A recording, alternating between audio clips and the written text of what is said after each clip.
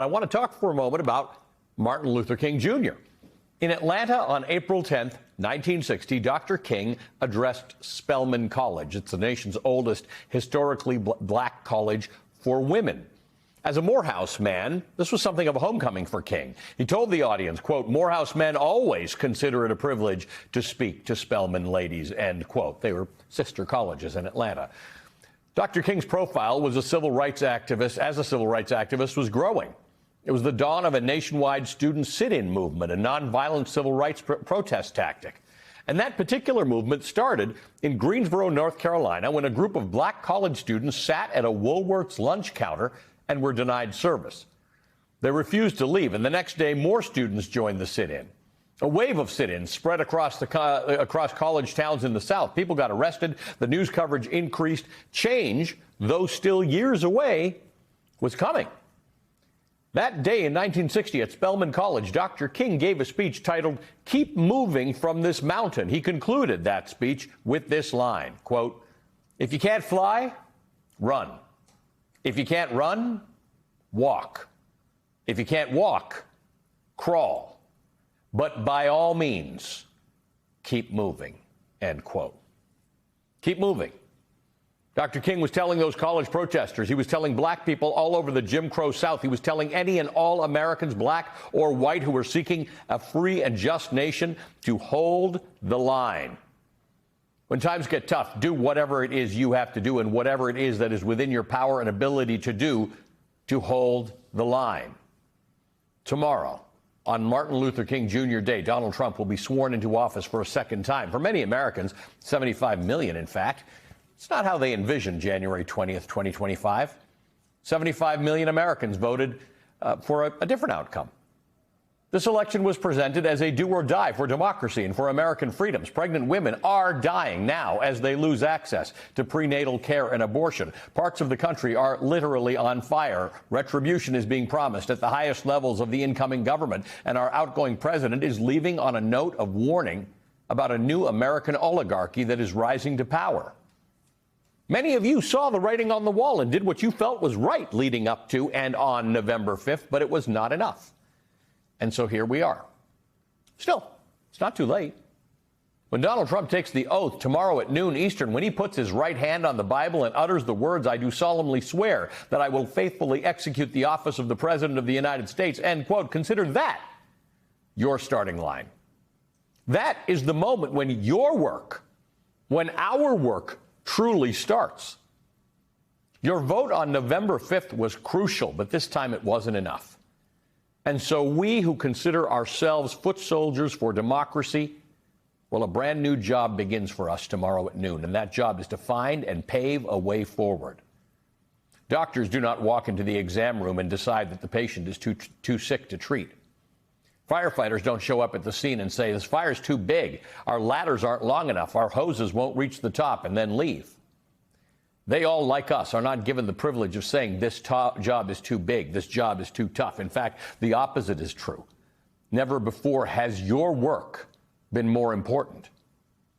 We all face situations every day that we did not choose, but what we can always choose is how to respond.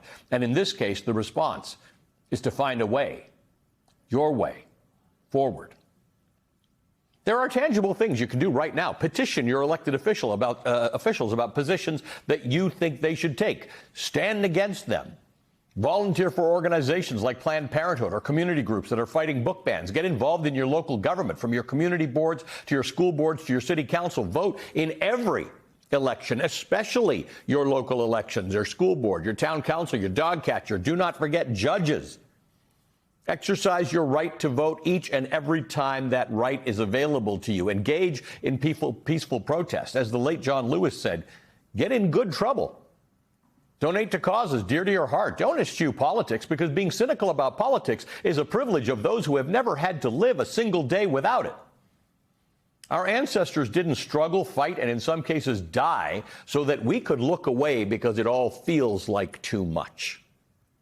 At the very least, simply stay informed, because there is nothing more powerful in America than an informed citizen. This country has faced difficult times, much more difficult than the moment in which we are living right now. History is steeped with examples of Americans who persevered through the darkest of times, the Civil War, the original sin of slavery, segregation, Jim Crow. It took time. It took grit. But each time this nation came out at least a little bit better on the other side. And it's thanks to the resolve of our ancestors who fought hard for the freedoms that we enjoy today. Anti-democratic forces have prevailed in the past in America, but not for long, because we, the people, did not allow it. The work before us might take a long time. And there's no way to know where we are in this fight. It's not a sprint, but it's not a marathon either, because when you're running a marathon, at least you know how many miles you have left. Think of this as a relay. We push ahead as far and as fast as we can, and then we pass the baton to the next person, passing that baton over and over and over again, knowing that every stride gets us closer to our shared goal of reclaiming our democracy. As Timothy Snyder, the historian and expert on authoritarianism, writes, quote, "Most of the power of authoritarianism is freely given. In times like these, individuals think ahead about what a more repressive government will want, and then offer themselves without being asked. A citizen who adapts in this way is teaching power what it can do," end quote. So do not obey. Do not adapt. Hold the line. President Biden gave his final address to the American people on Wednesday night, saying, quote, "We must not be bullied into sacrificing the future of our children and our grandchildren. We must keep pushing forward and push faster. There is no time to waste. Now it's your turn to stand guard. May you all be the keeper of the flame. May you keep the faith," end quote. It's a sentiment that is not unlike the one that Dr. King shared with the students of Spelman College 65 years ago. If you can't fly, run. If you can't run, walk. If you can't walk, crawl. But by all means, keep moving. For more on this, I'm joined by Jon Meacham. He's the distinguished professor and chair in the American presidency at Vanderbilt University. He's a Pulitzer Prize-winning author. He's a presidential biographer.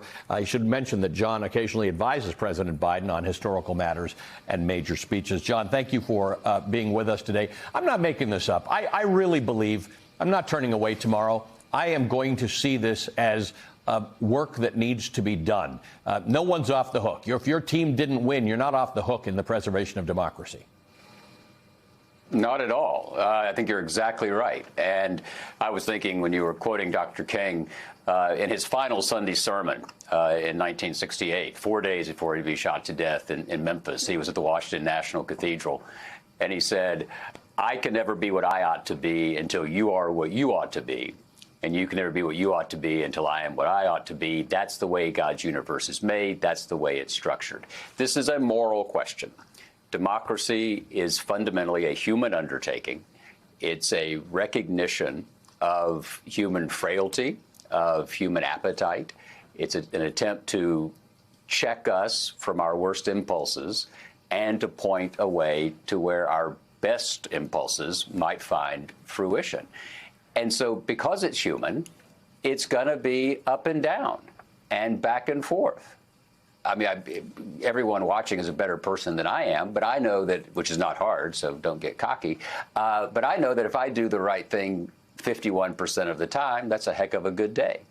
So why would the country be any different, since a democracy is the manifestation of all of us? The other moment that I think of sometimes when I'm feeling some self-pity about the wages of history as it unfolds is 1857, when a Supreme Court ruled that black people were not included in the Declaration of Independence, had no standing in the American order other than the fact of their enslavement. And there were a lot of white progressives, as we would call them now, who wanted to pull out of the Constitutional Compact at that point. William Lloyd Garrison and others burned copies of the Constitution, said it was an agreement with death and a covenant with hell. Didn't really seem to think out, well, what would happen to the 4 million enslaved people if the North pulled away?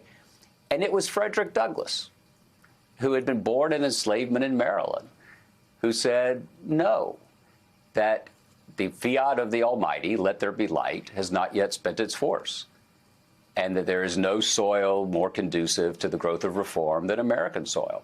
If a man born into enslavement in the middle of the 19th century can think that, I think we can. I think democracy is countercultural. to how human beings are arranged. I wish we were all better people. I wish that we all did the right thing because it was the right thing.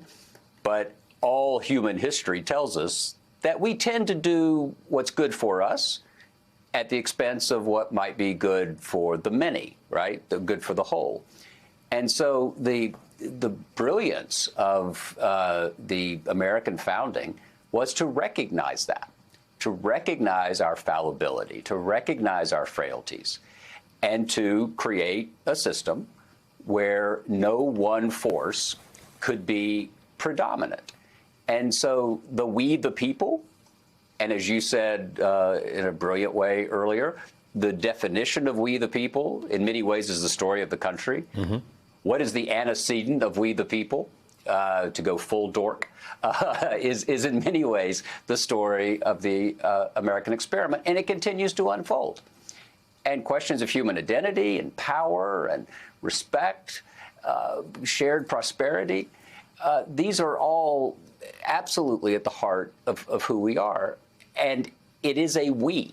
But presidents are not just makers of who we are. They're also mirrors, right? And so we are part of this. All politicians, all people, I would argue, but certainly politicians, as Lincoln said, act on incentive. And so one thing for people to do is if someone in the Congress, if someone in public life is doing something you approve of in these coming 48 months, let them know. Because everybody lives on their phone, mm-hmm. right? Steve Jobs, the most important American who was never president. Let them know. Because let me tell you something. The people who want them to do the wrong thing are applying that pressure.